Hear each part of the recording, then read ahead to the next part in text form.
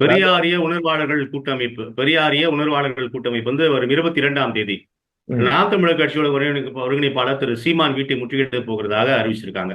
இது என்ன காரணம் அப்படின்னு பார்க்கும்போது ஆஹ், திராவிட சித்தாந்தம் அல்லது திராவிடம் எதிர் தமிழ் தேசியம் இந்த ஒரு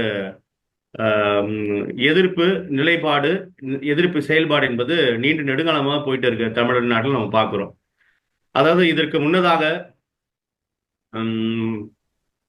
கியாபி விஸ்வநாதன், அண்ணல் தங்கோ, நிறைய நம்மளுடைய மூத்தவர்கள் நம்ம பார்க்குறோம். சமகாலத்துல தமிழ் தேசிய கூட்டமைப்பு, கூட்டியக்கம் ஐயா மணியரசன், அருகோ, நிறைய பேர் வந்து இது தொடர்பா களத்துல ஆமா. தமிழ் தேசியத்தை முன்வைத்து பேசிக் கொண்டு வருவதை செயல்பாட்டில் இருப்பதை நாம் பார்க்கிறோம். அது வந்து ஒரு அரசியல் கட்சியாக நாம் தமிழர் கட்சி அப்படின்ற ஒரு